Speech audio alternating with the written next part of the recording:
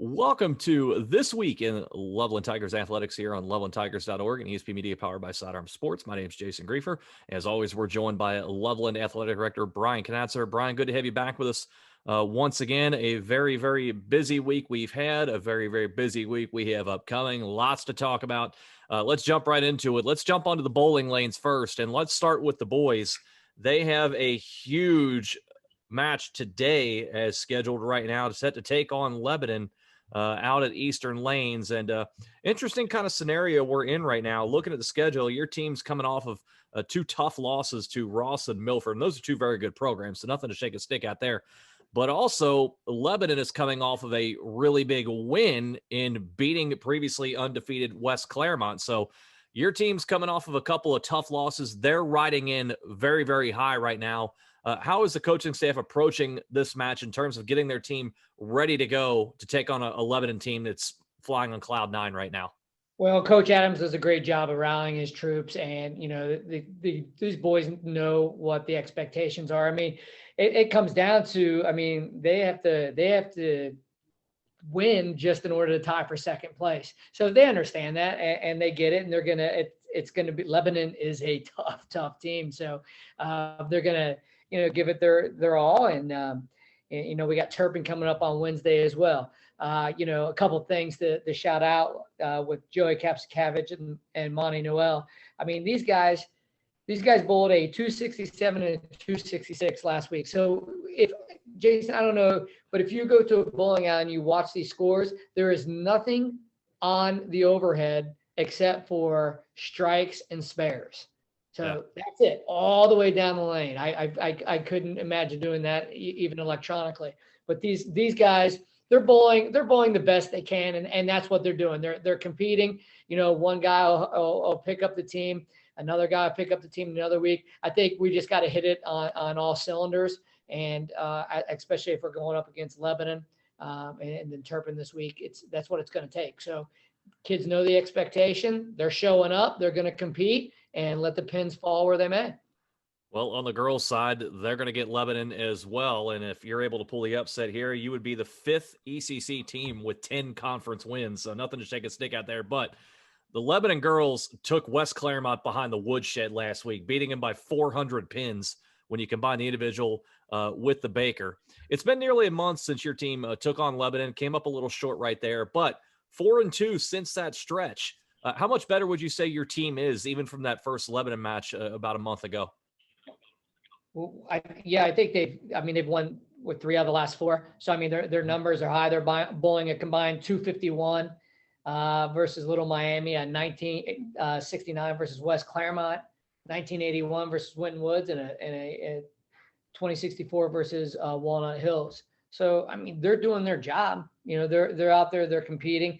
They're going to, Lebanon, you're right. That's going to be tough. That's going to be a tough match, and they understand that.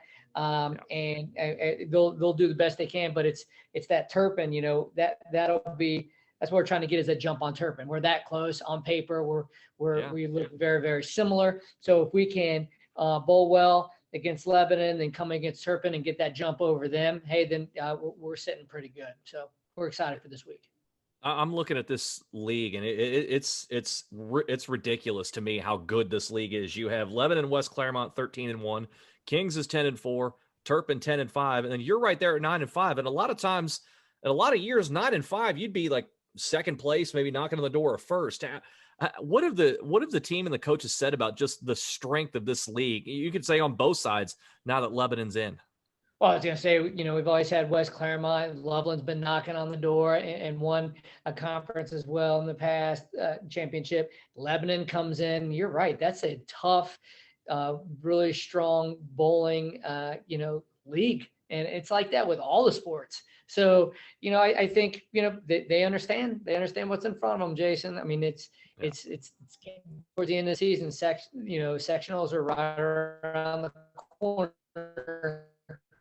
So everyone's got to bowl their best.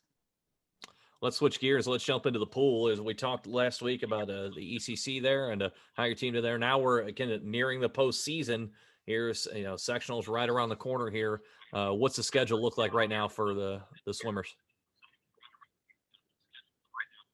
We got the boys are on Friday for OHSAA sectionals. That's at Mason. On Saturday, the girls are at Princeton. So that's going to be exciting for them. Obviously, it's postseason time for them, so there's no looking back. Again, some big names we've always mentioned on this podcast. Evan Lucas, Colin Blackburn on the boys' side, Sarah Lally. Keep an eye. You look out for sophomore Riley Dunlop. She's done a good job at putting herself on the map here, and it's looking like we could sneak in a couple relay teams. So I mean that's what we're looking at to do for sectionals. I was talking to one of our swimmers today, Sarah Lally. She said a big focus has been on relays this entire week, and basically Coach Lewis has said, hey, let's go all out and make it to the next level. So do they feel like they've got that shot with the way they've been working the relay to get the relay team into the districts? Yeah, especially on that boys side, Jason, it's pretty strong. I think Evan and is going to be on a lot of those, and I mean he's obviously one of our strongest swimmers. So we feel like we've got a pretty good shot with that. And we'll be keeping track of that, how they do, and see if we can indeed talk about them being in the districts when we reconvene next week. Let's move on. Let's talk about your academic quiz team here, and coming off of another really strong performance against Winton Woods. We talked about the Winton Woods is a little bit a smaller team, but nevertheless, you get the job done here. You've now extended the win streak to 5 straight. But this was also senior night, for your academic quiz team. We saw some photos of that online. 4 seniors able to be honored, and also the parents able to be there and attend the match. I'd have to imagine that's going to give those four kids in particular a big boost, knowing that not only their parents were able to be there for senior night, but they able to be there to watch them perform. Yeah, it was kind of neat, Jason. I tell you, it's even when when the seniors were competing, they were up on their tables, the 4v4, but then when it was their turn to get off of the tables, they went and sat back with mom and dad, because we didn't have a lot of people there. Our JV wasn't there, like I said, and Winton was just kind of a smaller team. But it was neat to see, our student athletes sitting with their parents, and then when it was their turn to come up, they got up. So it really just, it shows a lot what the student athlete's all about, and the strong, family bonds, and the parents extremely appreciative that they were given the opportunity to come in and watch their kids compete. So it was a nice evening.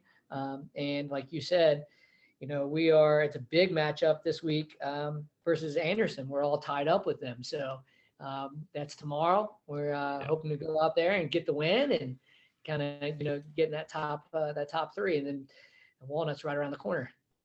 Well, you were tied for 4th with Anderson last week, and now you're tied for 3rd with Anderson this week. And as we talked about, you've won 5 straight. The win against Kings that start the streak was a win by 17 points, and that's been the closest one since then.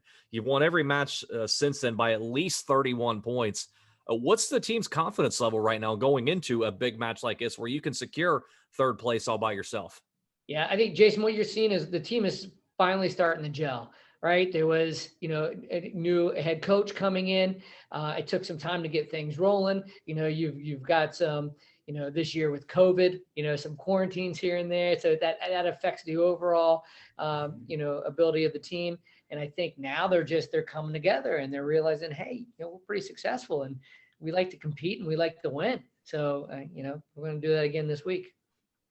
Speaking of successful, it looks like we saw some strong success from your wrestling team on the mats over the weekend. Saw some bits on social media there and actually against Kings. Saw some video clips, some photos of Kings wrestlers being folded up all different kinds of ways by some of your wrestlers there.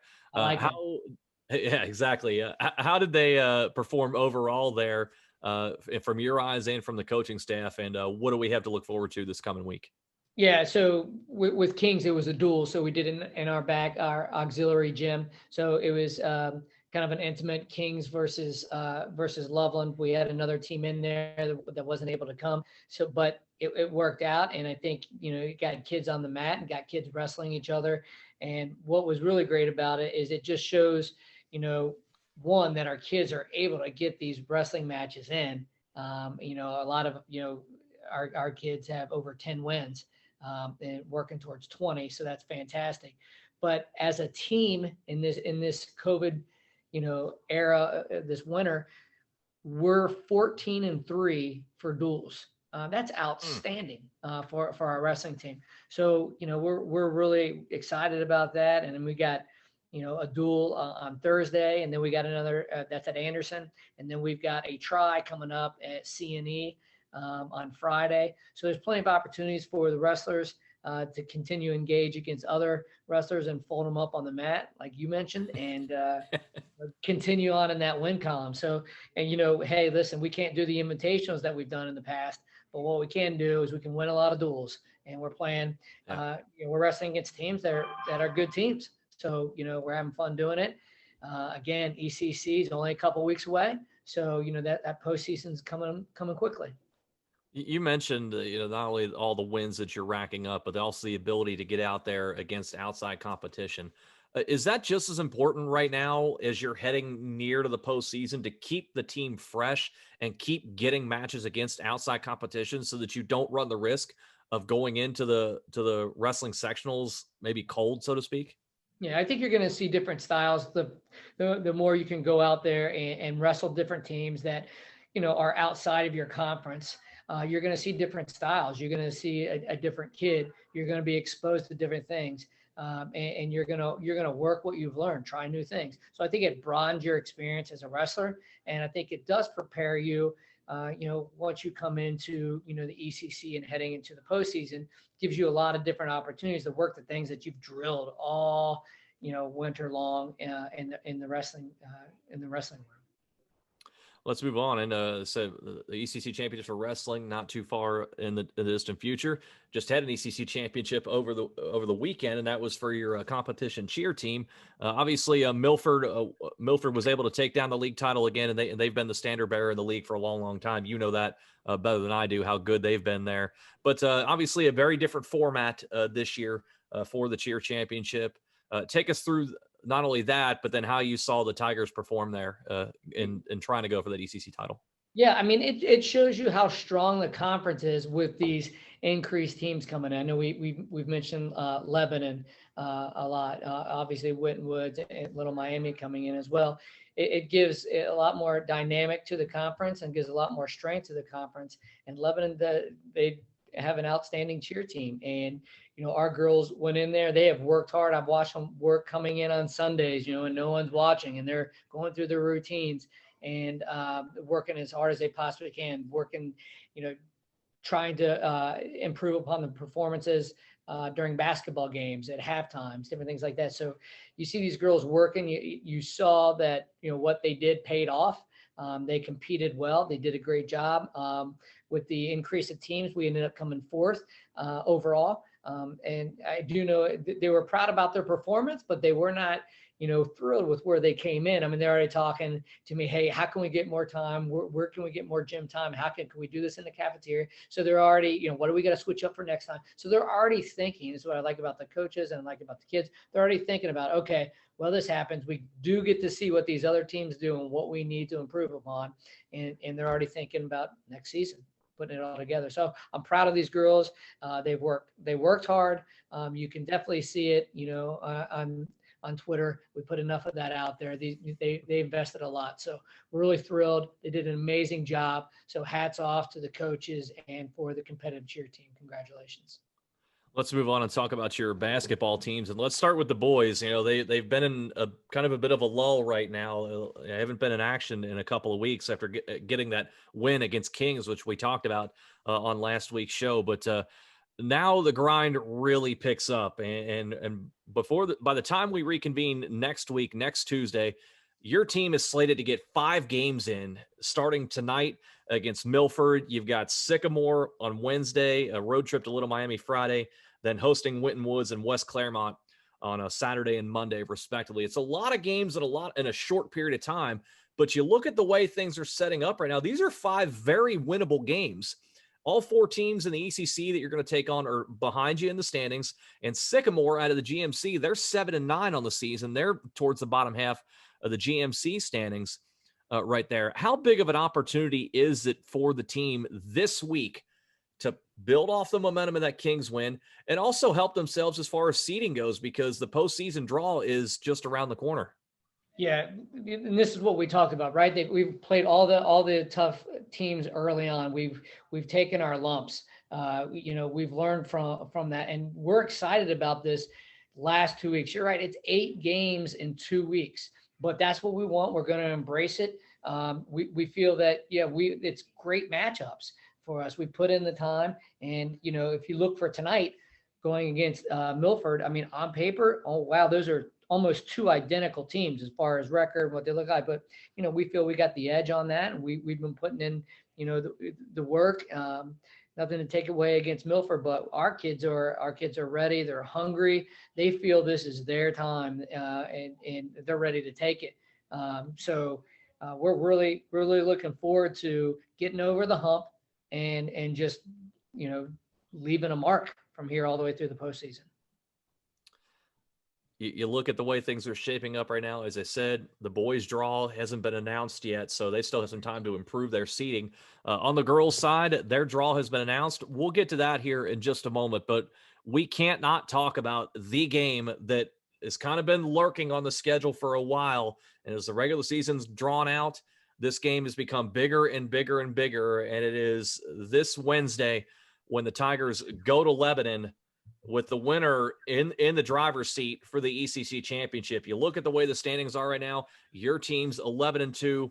Lebanon is 10-2. Turpin's still lurking at 10-3, so that they still want to play a factor into this thing. But you look back to the first matchup and the way things went in that one. It was about a month ago. Your team gets the win 47-43, but this was a rock fight, this particular game. You win the game despite shooting just 25% from the floor, in large part because you forced 26 Lebanon turnovers. I have to imagine we're not going to see a similar type of game where your team's cold from the field and Lebanon's turning the ball over. They're just too good of teams to not have that again, at least from my perspective. How is Coach Parker looking to prepare the team, knowing that we're not likely to see a repeat of the first game? Well, I think you got to lock down on their point guard. That point guard is pretty darn good.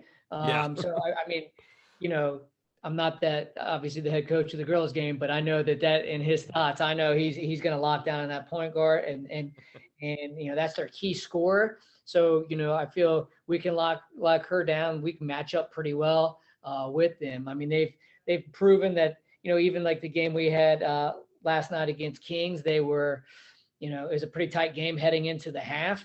And at halftime they understood to I was talking to Jenna Batch this morning, and I said, "Hey, what would you guys finish? Would you guys change from the half to the second half?" Because clearly the scoreboard obviously indicated that, and they just need to. They understand there's some fundamentals. They got to finish their layups. They got to lock down, on traps for the attack. They got to avoid contact on the offense. All those things that we work on in practice all the time. So they understand what they need to do to improve. They can make adjustments. They understand what they'll have to do against Lebanon, and understand too, Turpin is right around the corner, and that is a very tough team as well. So the girls got their work cut out for them as far as ECC goes this week, but we're ready to take that championship back again.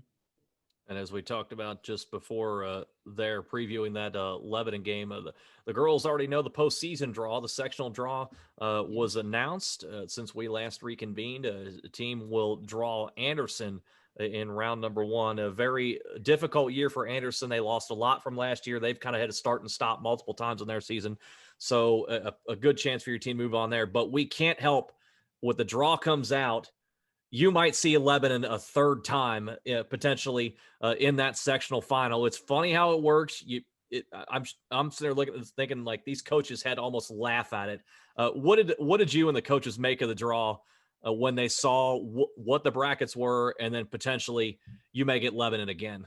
Yeah, I mean, first of all, I thought it was a great seed that we got. I think we got a really good draw. Again, it's surprising how ECC teams are always facing one another, right? That says a lot for the league. I mean, that's a strong girls basketball league. So, and we knew that possibility, and that's okay.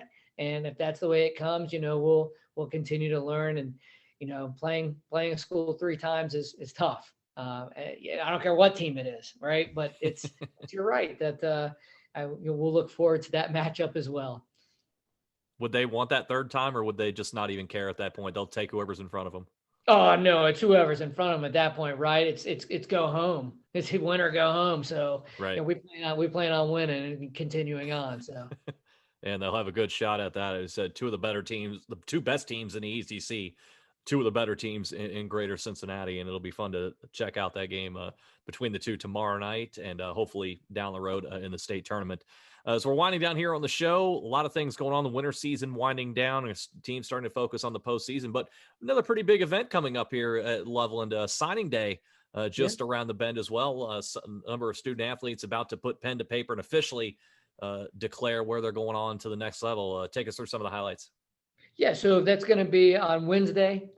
It'd be families only, at this point. But we've got some people, and I'll tell you, I'll tell you who's signing, what sport they are, but we'll save it for next week where they're going to go. Right. Okay, So sure. Gabe Ogden is going to play football at the next level. Zach DeWitt is also going to play football at the next level. Tyler Valet, who is going to play golf at the next level, and Jake Zicka will be playing baseball at the next level. So excited for these 4 kids, great student athletes, big time competitors.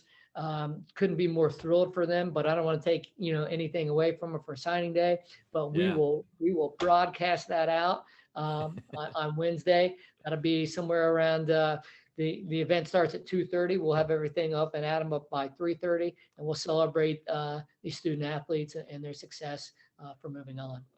Much respect to you for not wanting to spoil the moment. Let the kids have their day, because that's what it's all about there. So those 4 will sign to go to college, and we'll talk about where they're going, as Brian said, on next week's show. Lastly, before I let you go, you mentioned a couple of guys signing to play football at the next level.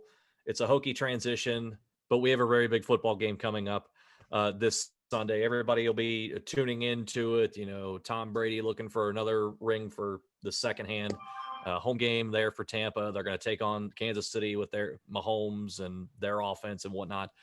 Can you give us some insight on how you think this game's going to go? And do you have some kind of like big fancy spread planned at the house? Here's what I'm going to do, Jason. I'm going to do Tiger Ball my way. I am going to gotta give a shout out to my Loveland Athletic boosters. We are going to order something locally. There you go. What that might be. Maybe it's from the Works. Maybe it's from La Rosa's. Who knows where it's going to be from? Tony's. Not sure yet. We're going to bring it back to my house, and we are going to eat and get our fill and make donations to the Tiger Ball website. Put some money on something, and tweet that out, and we're going to watch a great Super Bowl.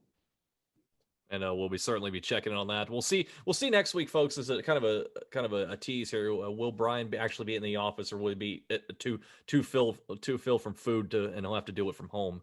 You're right. I might order from a couple restaurants in downtown Loveland. You're right. There you go. And the most important there, the Tiger Ball, as we talked about on last week's show, but also ordering locally, as well. If you can do that ahead of your pregame party or your spread, certainly do that if you have the ability to there. So we'll be looking forward to that. We'll get a full report of the food that was had at the Knatzer home next week. But Brian, we'll call it a show here for this time around. A lot of really good stuff going on right now, and it's exciting time as you could ask for, with so much on the line as we near the postseason. We appreciate the time. Absolutely. Thank you, Jason. It's a pleasure as always. Tiger Nation, I look forward to seeing you. Go Tigers. That is Loveland Athletic Director Brian Knatzer joining us for This Week in Loveland Tigers Athletics here on lovelandtigers.org and ESP Media, powered by Sidearm Sports.